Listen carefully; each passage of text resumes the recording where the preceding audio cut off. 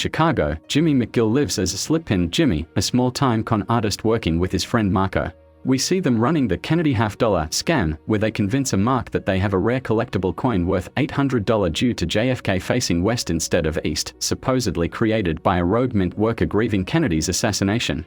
They orchestrate a fake phone call to verify the coin's value and create artificial competition for the coin to drive up the price. The victim ends up paying $110 for a worthless $50. Their partnership is successful, but Jimmy gets arrested, implied to be for the Chicago sunroof incident mentioned later.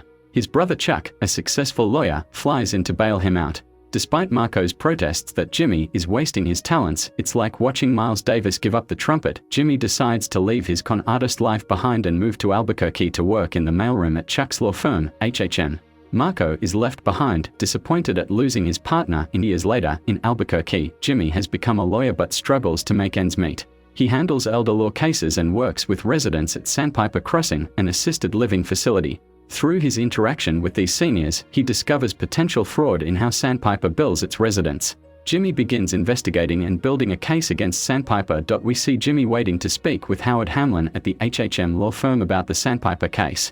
The script shows Jimmy has 15 messages from potential elderly clients waiting for him, indicating his bill to practice serving seniors. Jimmy's relationship with Kim Wexler is also established. She's supportive of his work and appears to be a close colleague or friend who works at HHM. Jimmy learns the painful truth that his own brother Chuck has been secretly blocking his career advancement at HHM. Despite passing the bar exam and working hard to establish himself as a legitimate lawyer, Chuck never believed in Jimmy's reformation and prevented Howard from hiring him.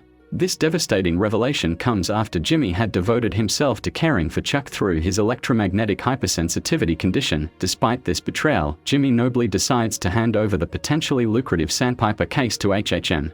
Howard offers Jimmy $20,000 as an of counsel fee plus 20% of future settlement proceeds. In return, Jimmy provides Howard with detailed instructions for caring for Chuck, revealing the extent of his devotion, daily deliveries of ice, newspapers, specific titles from specific locations at specific times, and other necessities, a routine Jimmy has maintained for over a year despite working as a lawyer. Howard seems genuinely remorseful, mentioning that he used to call Jimmy Charlie Hustle out of respect for his work ethic, and disillusioned by Chuck's betrayal, Jimmy's composure begins to crack.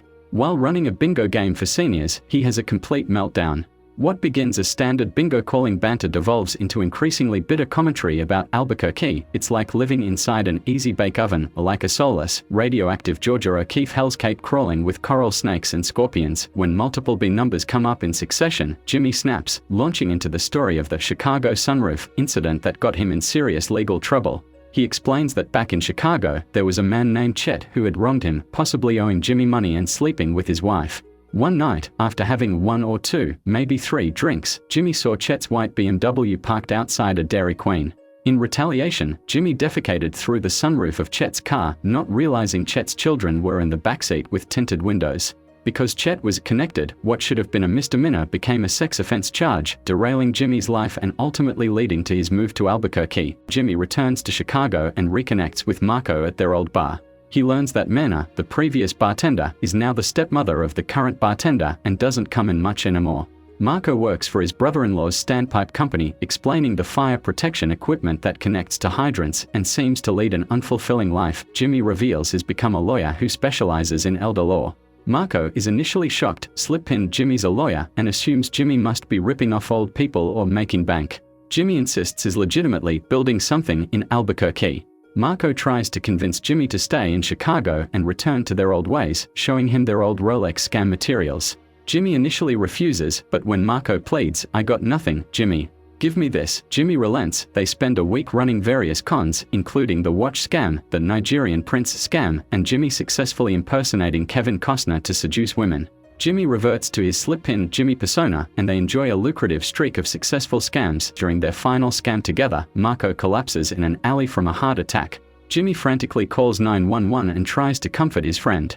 With his dying breath, Marco tells Jimmy, "This was the greatest week of my life." Jimmy is devastated by his friend's death. At Marco's funeral, Jimmy takes Marco's pinky ring as a memento.